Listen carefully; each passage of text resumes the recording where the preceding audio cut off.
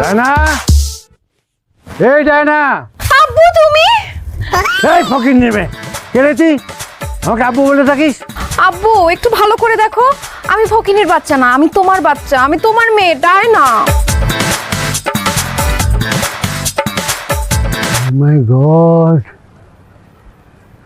তুই আমার মেয়ে ডায়না? মা, তোর এই অবস্থা কেন? কিরে, তুই এসব কি পরে আছিস?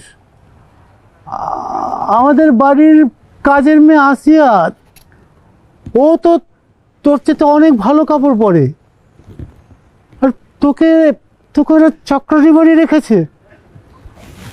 ছাড়বো না আমি ওই আলমগীরকে ছাড়বো না। আলমগীর, আলমগীর বেরো।